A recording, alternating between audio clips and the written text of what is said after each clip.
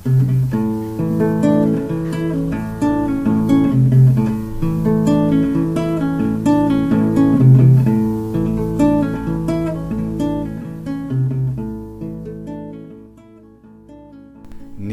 vzrejeni za borbe.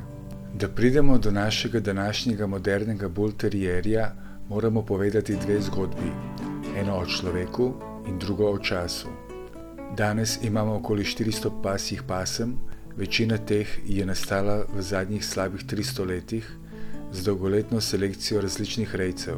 Toda za obstoj nekaterih pasem se moramo zahvaliti enemu samemu človeku. In za bull terrierja je odgovoren James Hinks. James Hinks se je rodil leta 1829 v mestu Mullingar na Irskem. Leta 1850 se preseli na sosednji otok v mesto Birmingham, ki je v tem času slovel kot velika delavnica. To je bilo mišičasto mesto, polno ponosnih in trdih ljudi. Naš James je dobil službo kot kovač. Leta 1851 se poroči z Elizabeth Moore in do leta 1864 imata 8 otrok.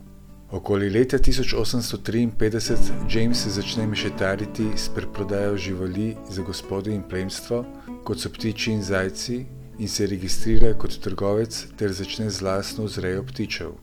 Hkrati prične vzrejati tudi pse, tudi ne kot registriran rejec. Vzporedno s preprodajo ptičev je imel tudi pub, gostilno, kamor so zahajali tako podeželski pobje kot lokalna gospoda. Hinks je vzrejal številne pasme, mastife, pointerje, bloodhounde, španjele, pakse, terierje, dalmatince in greyhounde, tudi buldoge in terierje je imel najraje. Veliko kovaških mojstrov in gospodov je pri njemu kupovalo tako imenovane toy dogs, majhne pse za svoje družine. Podjeten tip, kakršen je bil, je hitro pogruntal, da si gospoda in plemstvo, ki po pravilu niso imeli borbene pse, želi lastiti psa, ki bi bil bolj družinski kot borbeni pes, hkrati pa da je majhen, postaven, stabilen, neizzivalen ter zaščitniški do družine. Kaj točno je križal, ne ve niti sam James. Naj omenim, da ni bil ravno pismen in tudi njegov sin, James II, je povedal, da je njegov oče v bistvu naredil mešanca in ga svetu predstavil kot bull terrierja.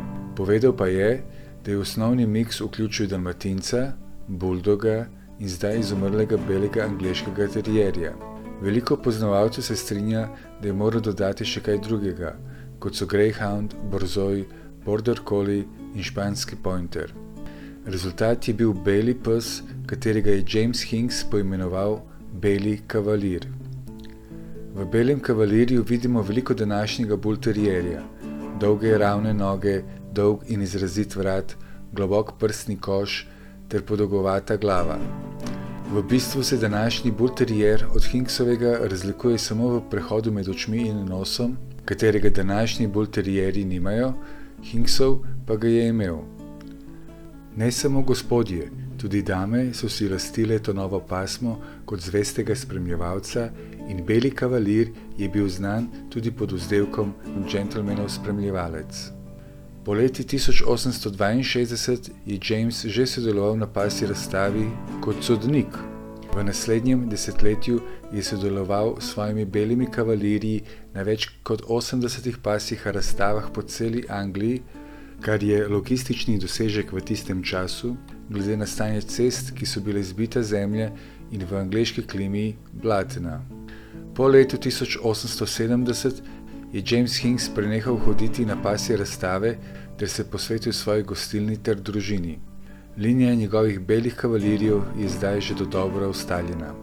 Leta 1877 James stakne tuberkulozo in v maju naslednjega leta umre, star 49 let. Njegova sinova, James II in Frederick, sta nadaljevala očetovo delo ter sin Jamesa II, Carleton, Jamesov vnuk, prav tako, in vsi so vzrejali bele kavalirje. Zaradi zdravstvenih problemov, ki so prišli z belo barvo, so rejci dodali pisanost in gospod Ted Lyon je zaslužen za uveljavitev pisanih bull terrierjev. Tako imamo danes poleg belih tudi pisane bull terrierje. Leta 1917 bull terrier izgubi prehod med očmi in nosom, dobi obliko glave, ki je bolj podobna današnjemu bull terrierju, in temu bull terrierju pravimo moderni bull terrier. Druga zgodba je zgodba o tako imenovanem bullbaitingu, kateri zametki v Angliji sežejo v 13. stoletje in je imelo značaj javne zabave. V večjem ograjenem prostoru, ringu, so pse, večinoma buldogaste pasme, spuščali na bike, medvede ali jazbece, v bolj eksotičnih variantah na leve, tigre ali babune. Zabava ni bila omejena na angleški nižji sloj. Spektakel so uživali tudi višji sloji in ne malo denarja je zamenjalo lastnika. Da bi bile predstave bolj zanimive, so buldoge križali s terierjem. Ta vrsta psa se je imenovala bull in terrier in ji ne smemo mešati s Hinksovim bull terrierjem. Leta 1835 so prepovedali te borbe, kar se je samo preselilo v ilegalo, in za nasprotnika psu so postavili psa. Rodile so se pasje borbe. Znana je anekdota, da je Hinks sodeloval na pasji borbi s svojo psičko Pus, zastavo 5 funtov in zaboj šampanjca. Pus je v pol ure ugonobila 10 kg težjega psa, sama pa jo je odnesla le s prasko na vratu, kar ji ni škodovalo naslednjega dne na razstavi, kjer je osvojila nagrado. Toda ta anekdota je nastala 30 let po Hinksovi smrti, ko jo je objavil neki novinar rumenega tiska. Dejstva so dejstva. James ni bil svetnik. Leta 1855 je preživel nekaj mesecev v zaporu, ker je ukradel župnikove zajce. Ob neki drugi priliki pa je mahnil policaja, ki je zahteval, da umakne ptiče iz pločnika. Tudi nikjer ni uradno zapisano, da bi se udeleževal ali sodeloval v pasjih borbah. Kot sodnik in udeleženec v pasjih razstavah si James Hinks zagotovo ni mogel privoščiti spodrsljaja, kot so pasje borbe.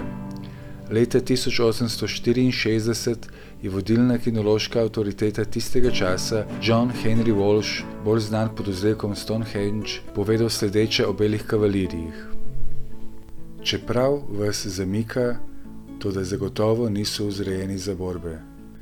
Stonehenge je redno popisoval prizorišča in osebe povezane s pasjimi borbami in James Hinksa in njegove bele kavalirije ne omeni niti enkrat. James Hinks je svoje bele kavalirije vzredil in vozil na razstave z jasnim namenom promoviranja stabilne pasme, ki je primerna tako za dame in gospode, kot tudi za angleški višji sloj. Niso vzrejeni za borbe.